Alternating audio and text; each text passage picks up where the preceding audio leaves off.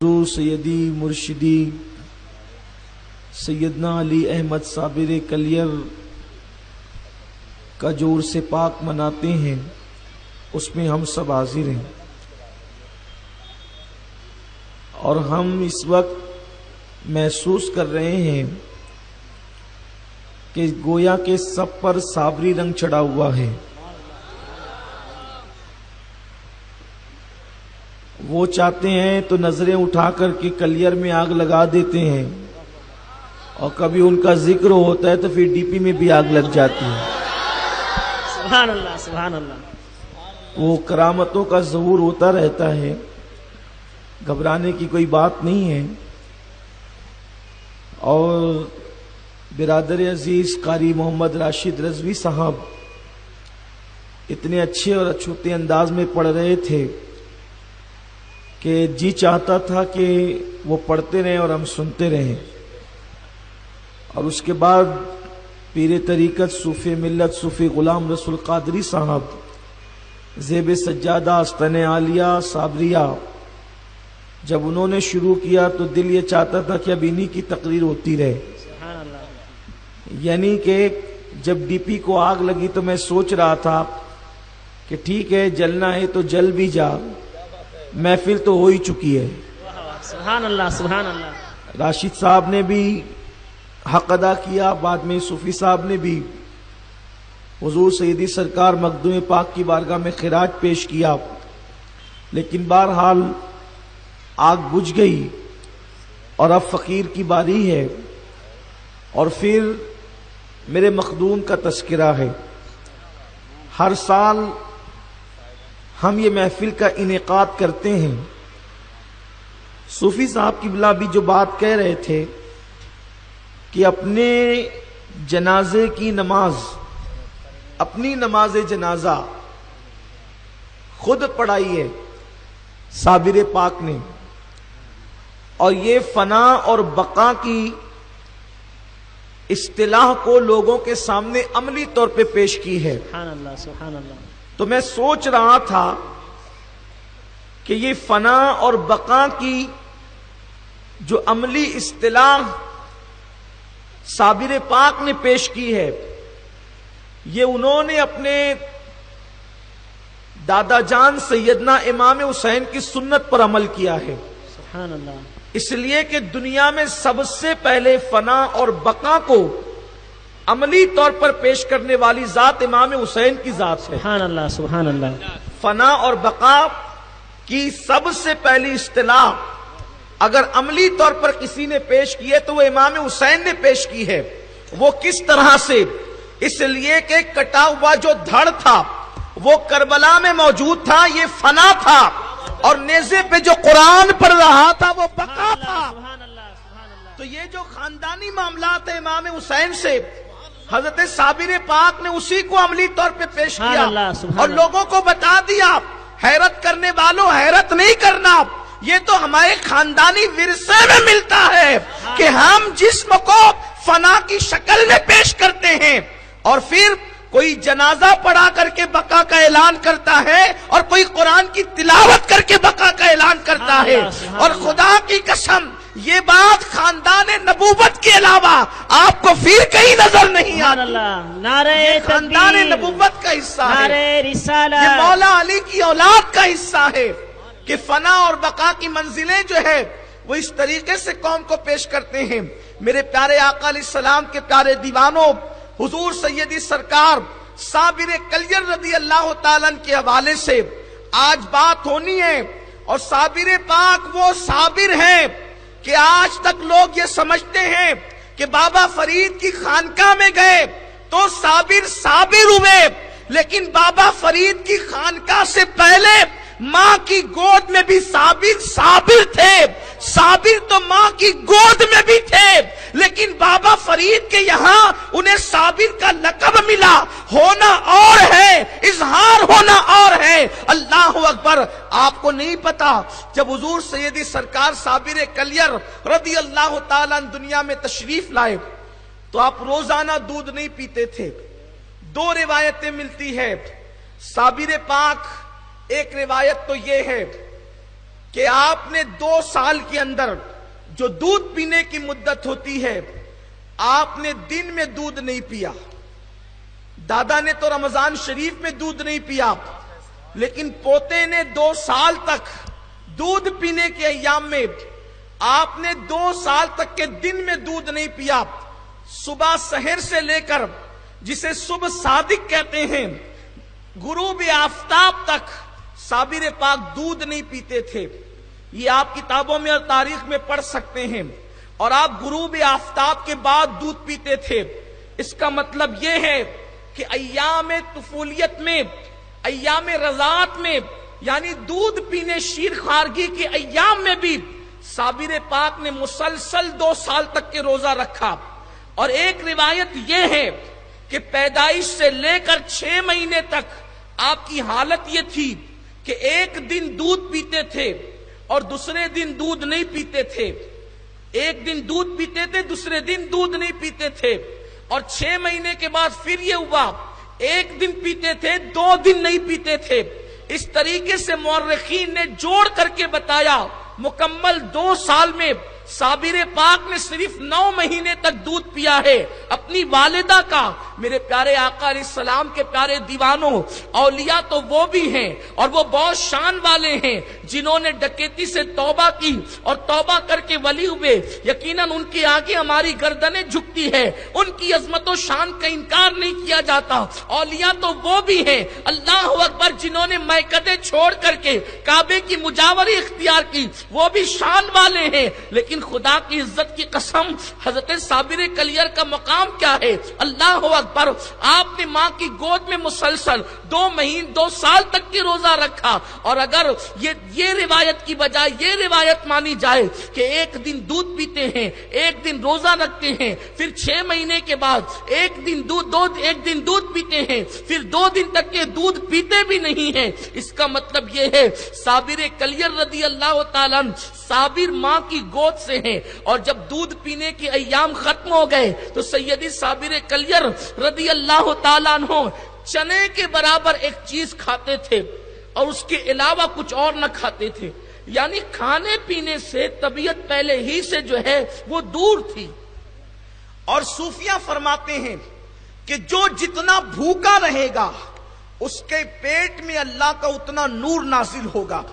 بلکہ یہاں تک فرمایا گیا حدیث پاک میں ہے کہ پیٹ بھر کے کھا کر کھڑے ہو کر نماز پڑھنے والا اور بھوکے پیٹ بیٹھ کر نماز پڑھنے والا ثواب میں دونوں برابر ہے. یعنی پیٹ بھر کے کھا لیا اور کھڑے ہو کر نماز پڑھا اور اتنا بھوکا ہے کہ کھڑے نہیں رہ سکتا، بیٹھ کر نماز پڑھا. صوفیہ فرماتے ہیں کہ وہ بھوکا جو بیٹھ کر نماز پڑھ رہا ہے وہ پیٹ بھر کر کھانے والے سے جو ہے وہ بہتر ہے یا ثواب میں اس کے برابر ہے. میرے پیارے آقا علیہ السلام کے پیارے دیوانوں، تصوف کا جو پہلا زینہ ہے اسے 3 چیز کہتے ہیں: کم کھانا، کم سونا اور کم بولنا. جس کی زندگی میں یہ 3 چیزیں آتی ہیں وہ تصوف کے پہلے زینے پر چڑھتا ہے. میں صابر کو کیا نام دوں جو ماں کے شکم ہی سے اللہ اکبر، ماں کی گود ہی سے کس قدر اللہ اکبر کھانے اور پینے سے دور ہیں. اللہ اللہ. جب آپ نے دودھ چھوڑا تو چنے کے برابر کوئی چیز کھلائی جاتی تھی اور اتنا ہی آپ کھاتے تھے، اس کے سوا آپ نے نہیں کھایا. اللہ اکبر. اس کے بعد پھر سیدنا صابر کلیر رضی اللہ تعالیٰ کی عمر شریف جو ہے اللہ اکبر ابھی 3 یا 4 سال کی ہوئی تو سیدنا صابر پاک نے لا موجود الا اللہ اس ذکر کو شروع کیا. آپ 3-4 سال کے بچوں کی عمر کو کیا سمجھتے ہیں؟ 3-4 سال کی بچے جو عمر کے بچے ہوتے ہیں وہ صحیح طور پر الف با بھی پڑھنے کی صلاحیت نہیں رکھتے، لیکن صابر پاک اس وقت بھی لا موجود الا اللہ کا ذکر کر رہے تھے. بلکہ یہ بات اس سے پہلے آپ کو بتاؤں، سیدنا صابر کلیر رضی اللہ تعالیٰ عنہ ابھی 3 سال کی عمر میں ہیں، بستر پر والدین کے ساتھ سوئے ہوئے ہیں. ایسے میں والدین کی آنکھ کھلتی ہے تو وہاں کیا دیکھا کہ ایک سانپ 2 ٹکڑے پڑا ہوا ہے. والد نے کہا صابر پاک کی والدہ سے، کیونکہ صابر پاک کی جو والدہ تھی وہ حضرت سیدنا بابا فرید الدین گنج شکر کی ہمشیرہ بہن تھی اور رسول اللہ صلی اللہ علیہ وسلم کے فرمان پر حضرت قاضی جمال الدین سلیمان نے جو بابا فرید مسعود گنج شکر کے والد ہیں، انہوں نے حضرت بابا فرید کو خط لکھا کہ فرید میرے خواب میں اللہ کے رسول تشریف لائے اور ارشاد فرمایا کہ عبد الرحیم عبد السلام نام کا اس طریقے کے حلیے کا ایک جوان ہوگا، وہ تیرے دروازے سے گزرے گا اور اسے روک لینا اور اپنی بیٹی کا نکاح اس کے ساتھ کر دینا۔ میرے آقا صلی اللہ علیہ وسلم کے غلاموں، سیدنا صابر کلیر کی عظمت تو دیکھو، کسی کا رشتہ ماں باپ طے کرتے ہیں، کسی کا رشتہ بہن بھائی طے کرتے ہیں، کسی کا رشتہ دادا دادی طے کرتے ہیں۔ صابر پاک کے والد وہ ہیں جن کے رشتے کے حوالے سے مصطفیٰ جان رحمت خواب میں ارشاد فرما رہے ہیں، یہ وہ ذات ہے سیدنا صابر کلیر رضی اللہ تعالیٰ عنہ کی۔ اللہ اکبر۔ حضرت بابا فرید کو انہوں نے خط لکھا، میرے آقا علیہ السلام کے دیوانوں، بابا فرید کی بہن جو ہے حضرت صابر پاک کے والد کے نکاح میں تھی، تو صابر پاک کے والد نے اپنی اہلیہ سے کہا یہ سانپ کس نے مارا ہے؟ تو ان کی اہلیہ نے کہا کہ مجھے بھی نہیں پتا، اس لیے کہ میں سو رہی تھی۔ ایسے میں صابر پاک بول پڑے، ابا جان دراصل اس کو میں نے قتل کیا ہے، اور یہ جو سانپ قتل ہوا ہے یہ سانپوں کا بادشاہ تھا، اور میں نے اس کو قتل کیا، اور دنیا بھر کے سارے سانپوں سے میں نے وعدہ لیا کہ جو میری خاندان کے صابر کی خاندان کے جو لوگ ہیں آج کے بعد یہ سانپ ان کو کبھی نہیں ڈسیں گے، اور میں نے سانپوں کے بادشاہ کو قتل کر دیا ہے۔ یہ شان ہے بچپن میں جس کی، خود میں عالم شباب حال شباب کچھ نہ پوچھ۔ جب بچپنے کی یہ شان ہے تو صابر پاک کے شباب کا عالم کیا ہوگا؟ تو سیدنا صابر پاک رضی اللہ تعالیٰ بچپن میں لا موجود الا اللہ کا ذکر فرماتے ہیں، اور اس کے بعد جب 5 سال کی عمر میں سیدنا صابر پاک پہنچے، 5 سال کی عمر سے لے کر آخری دم تک سیدنا صابر پاک کی کبھی تہجد فوت نہیں ہوئی۔ 5 سال کی عمر سے تہجد کے پابند تھے صابر پاک، اور جب والد بزرگوار کا انتقال ہوا، پردہ فرمایا، آپ کے والد نے سیدنا عبد الرحیم عبد السلام، یہ بات پچھلے سالوں میں آپ سن چکے ہیں، یہ حضرت عبد الرحیم عبد السلام یہ بیٹے ہیں سیدنا عبد الوہاب قادری الجیلانی کے، اور وہ بیٹے سیدنا شیخ عبد القادر جیلانی بڑے پیر دستگیر حضور غوث العظم کے۔ اس کا مطلب یہ ہے کہ حضرت صابر پاک غوث العظم دستگیر کے پوتے کے بیٹے ہیں، یعنی پر پوتے ہیں۔ تو یہ عبد الرحیم عبد السلام رضی اللہ تعالیٰ نے اس وقت پردہ فرمایا جب حضرت سیدنا صابر پاک کی عمر 5 سال کی تھی۔ اللہ اکبر۔ اس عمر میں جب آپ نے پردہ فرما لیا، صابر پاک نے بستر پہ سونا ہی چھوڑ دیا۔ والد کے وصال کے بعد آپ نے چارپائی پہ سونا چھوڑ دیا، اور آپ کا حال 5 سال کی عمر میں یہ تھا کہ سیدنا صابر پاک ابھی ہرات کی سرزمین پر تھے، چونکہ آپ کی ولادت ہرات کی سرزمین پہ ہوئی ہے، ہرات کی سرزمین پر آپ کی ولادت ہوئی ہے، اور والد کے انتقال کے پردہ فرمانے کے بعد آپ 5 سال کی عمر سے جنگلوں میں رہتے تھے، اور جنگلوں میں جا کر کے عبادت کرتے تھے، اور حالت یہ تھی کہ 5 سال کی عمر میں آپ پانی سے روزہ شروع کرتے اور پانی پر افطار کرتے، اور جب کبھی بھوک کا غلبہ ہوتا تو گھر آ کر امی سے کہتے امی کھانے کا انتظام کرو۔ ماں کی بیوگی، کھانے کے لیے کوئی انتظام نہ ہوتا۔ ایک دن تشریف لائے اور آنے کے بعد ماں سے کہا امی بھوک بہت ستاتی ہے، کھانا دیجئے۔ مشفقہ ماں نے، بیوہ ماں نے ننھے سے شہزادے سے فرمایا بیٹا انتظار کرو، میں ابھی انتظام کرتی ہوں۔ اور اپنے بچے کا دل بہلانے کے لیے آپ نے ایک تھلیا میں پانی ڈالا، ہانڈی میں پانی ڈالا، اور پانی ڈال کر کے چولہا جلایا، اور چولہا جلانے کے بعد ہانڈی کو رکھ دیا۔ کہنے لگی بیٹے علی احمد انتظار کرو، کھانا تیار ہو رہا ہے۔ آپ انتظار کر لگے، ہانڈی ابلنے لگی۔ اس کے بعد صابر پاک ہانڈی کے قریب پہنچے اور ڈھکن ہٹایا تو مسکراتے ہوئے کہتے امی چاول تو پک چکے ہیں، اب انتظار کس بات کا ہے؟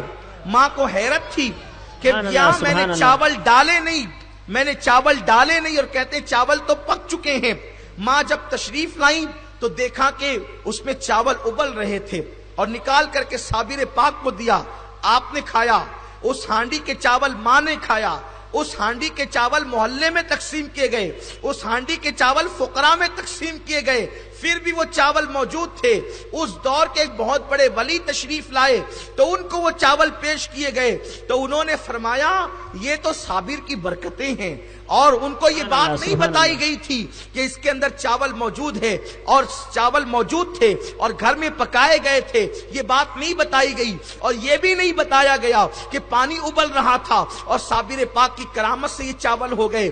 آپ بتائیں یہ کب کی کرامت ہے؟ یہ بچپن کی کرامت ہے میرے آقا صابر پاک رضی اللہ تعالیٰ عنہ کی۔ اور آپ سے میں کیا عرض کروں، اللہ اکبر، یہی بچپنے کی کیفیت ہے، یہی بچپنے کی حالت ہے سیدنا صابر پاک رضی اللہ تعالیٰ عنہ۔ تاریخ میں آتا ہے کہ حضرت سے پاک رضی اللہ تعالیٰ عنہ کے والد سے وہاں کے لوگ، ہرات کے لوگ کے جو روافظ تھے وہ بہت زیادہ جلتے تھے۔ اس کی وجہ یہ تھی کہ آپ حضرت عبد الوہاب جیلانی کے بیٹے تھے اور وہ حضرت غوث الاعظم دستگیر کے بیٹے تھے۔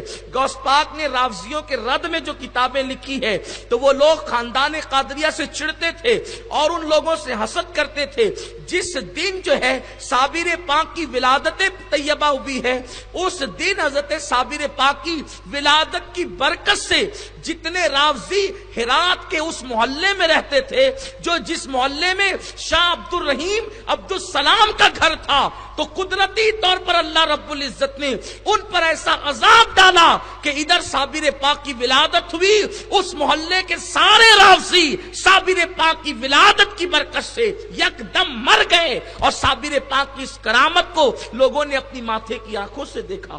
سیدنا صابر کلیر رضی اللہ تعالیٰ عنہ، یہ شان آپ کی ہے، اور اللہ اکبر، وہ منزلیں، وہ مقام، وہ مرتبہ جو سیدنا بابا فرید گنج شکر رحمت اللہ علیہ کی بارگاہ میں جا کر آپ کو ملا، اس مقام اور مرتبے کا کیا اندازہ؟ اس لیے کہ جب بچپنے کی کرامتیں یہ تھی، بچپنے کا یہ عالم تھا۔ آپ بہت مشہور سی باتیں وہ سن چکے، میں اس کو نہیں دہرانا چاہتا۔ سرکار بابا فرید الدین گنج شکر کی بارگاہ میں جانا، لنگر کا تقسیم کرنا، میں اس کے علاوہ کچھ باتیں کرنا چاہتا ہوں۔ سیدنا صابر پاک رضی اللہ تعالیٰ عنہ کو جب حضرت بابا فرید نے علاقہ کلیر دیا، کلیر کا علاقہ سونپا، پچھلے سالوں کی تقریروں میں آپ سن چکے ہیں، قاضی تبرک زموان کے واقعات، اس کی طرف بھی نہیں جاتا، لیکن آئیے اس طرف چلتے ہیں۔ حضرت سیدنا بابا فرید الدین گنج شکر نے جب آپ کو والی کلیر بنایا اور کلیر کا تاجدار بنایا، آپ کلیر تشریف لائے، وہاں کے حالات خوشگوار نہیں تھے، اور آپ نے نظر کی پورا کلیر جل گیا۔ لیکن یہ چیز بھی آپ کو کلیر شریف جانے کے بعد پتہ چلتی ہے کہ حضرت سیدنا صابر پاک رضی اللہ تعالی عنہ نے پورے کلیر کو جلایا۔ کلیر کے 12 کوس تک اس آگ کا اثر گیا، تن کا جل گیا، لیکن ایک درخت جسے گولر کا درخت کہتے ہیں وہ درخت نہیں جلا، یہ بھی تاریخ میں ہے۔ لیکن ایک بات اور بھی ہے کہ اس درخت پر ایک فاختہ بیٹھی ہوئی تھی، اس درخت پر ایک فاختہ بیٹھی ہوئی تھی، وہ درخت تو نہیں جلا اور وہ فاختہ پر بھی اس آگ کا کوئی اثر نہیں پڑا۔ فاختہ ایک پرندہ ہوتا ہے جس کو آپ پہچانتے ہیں، اور یہ بھی بات قابل توجہ ہے، فاختہ کی عمر ہی کیا ہوتی ہے، لیکن حضرت صابر پاک کی یہ کرامت ہے کہ وہ فاختہ اسی درخت پر 12 برس تک اپنی زندگی گزارتی ہے۔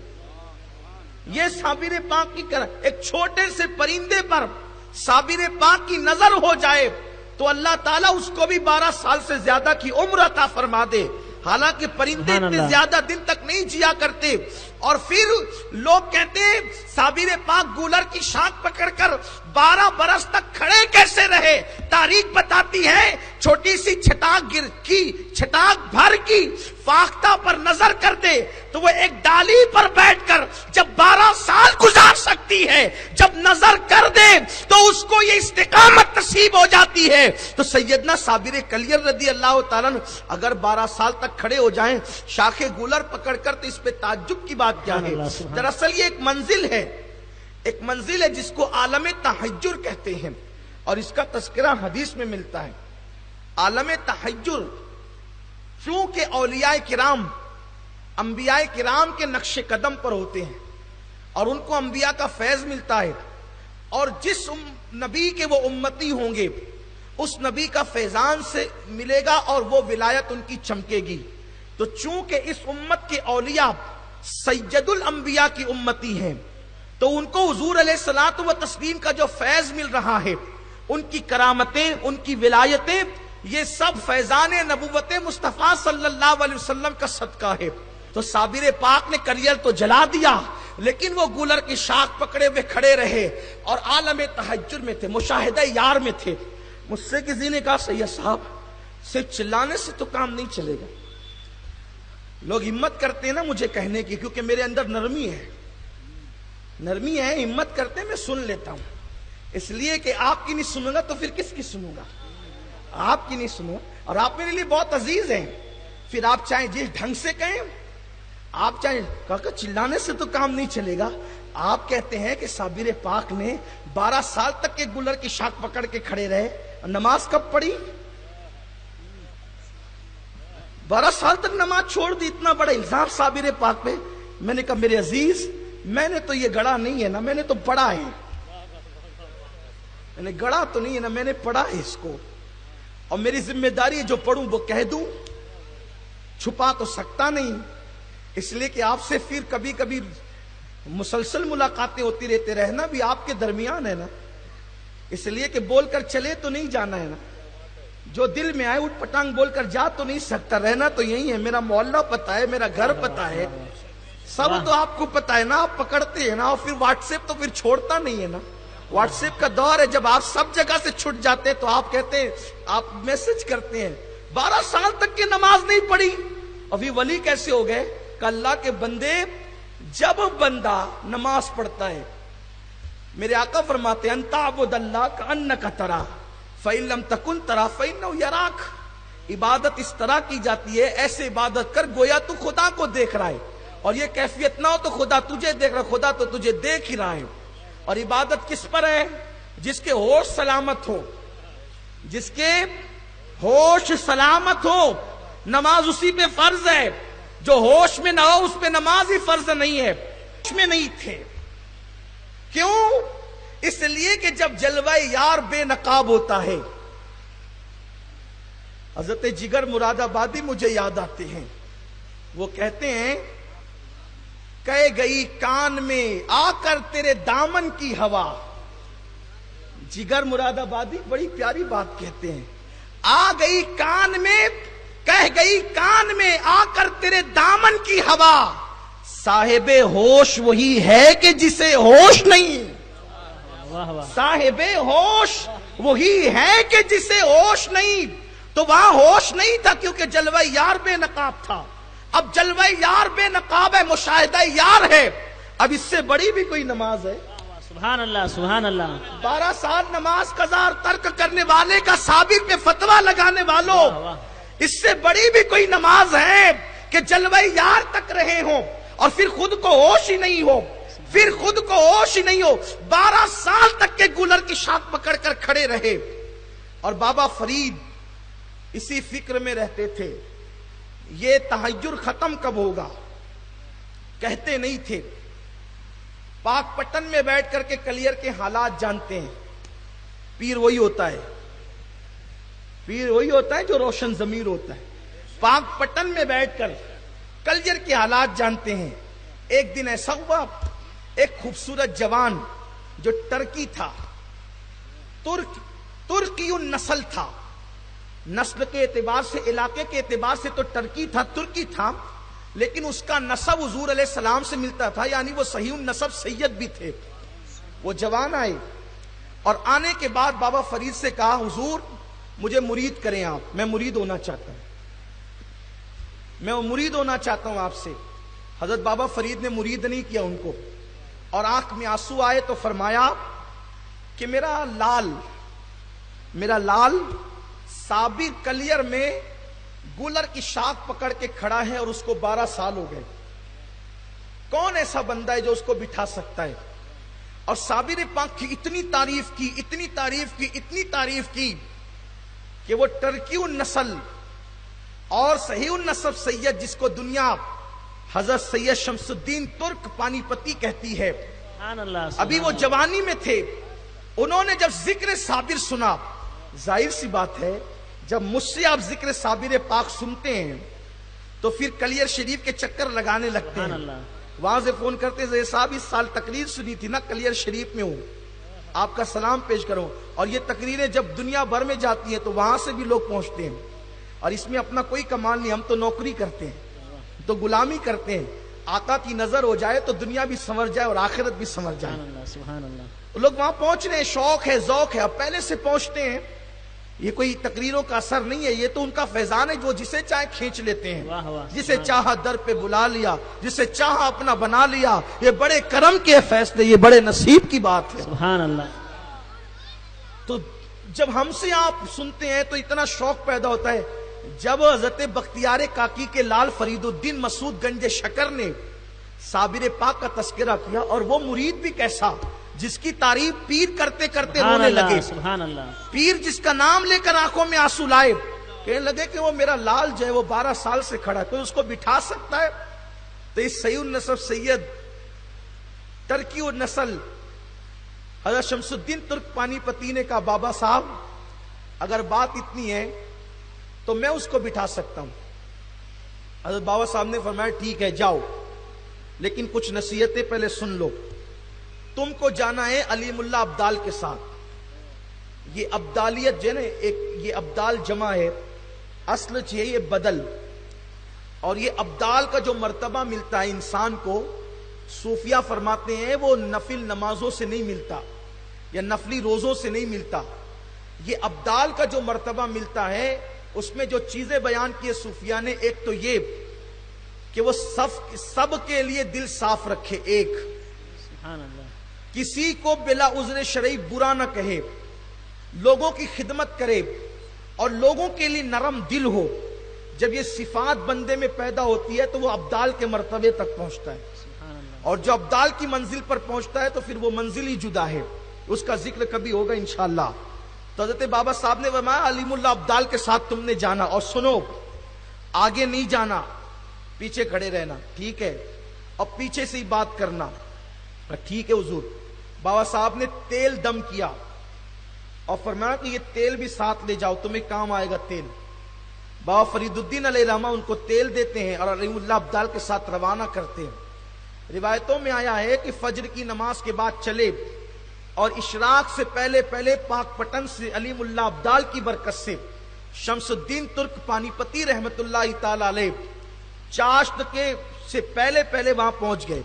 جب وہاں پہنچے تو دیکھا کہ صابر پاک گولر کی شاخ پکڑ کر کھڑے ہیں، عالم تحجر میں، مشاہدہ حق میں، کسی کی کوئی خبر نہیں ہے۔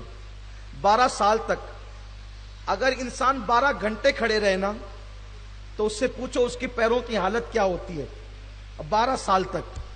اور یہ بات تو کلیئر کا چاند نامی کتاب، گلزار حقیقت گلزار صابری، تاریخ مشائخ چشت، سیر الاولیاء، سیر الاقطاب، یہ جو کتابیں اولیاء کی زندگی پہ اس میں موجود ہے۔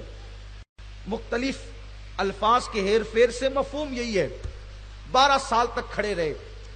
سوچو 12 سال تک، اچھا گولر کی شاخ پکڑ کر، گولر کی شاخ، یہ بھی یاد رکھیں آپ کوئی ڈنڈا پکڑ کر کے رات بھر کھڑے نہیں رہ سکتے، ڈنڈا پکڑ کر رات بھر کھڑے نہیں رہ سکتے، اس لیے کہ پکڑیں گے تو ہاتھ درد کریں گے اور کھڑے ہوں گے تو پیر درد کریں گے۔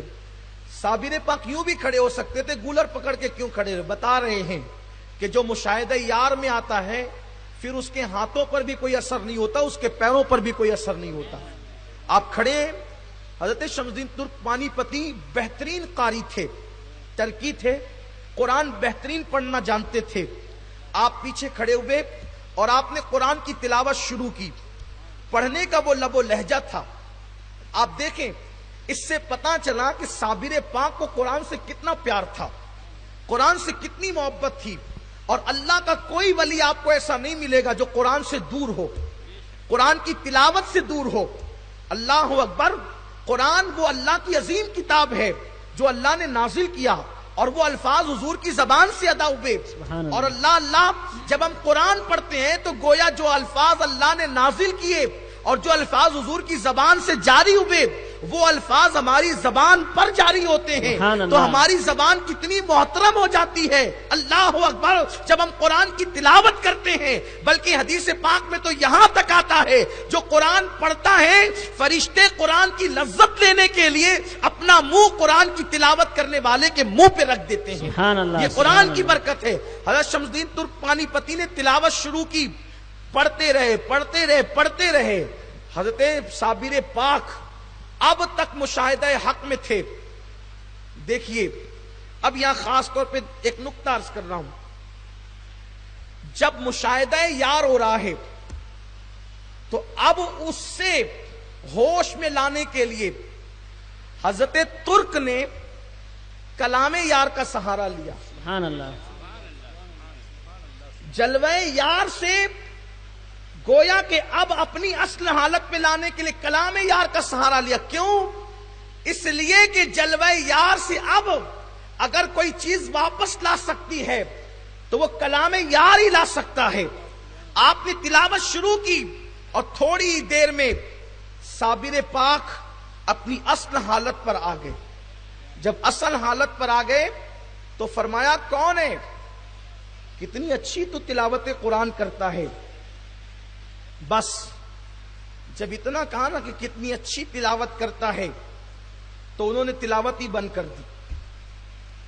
انہوں نے تلاوت قرآن روک دی. کرے پڑھتا کیوں نہیں؟ پڑھ. تو عرض کی حضور پڑھنا تو چاہتا ہوں لیکن ہمت نہیں ہوتی. کہ پڑھ.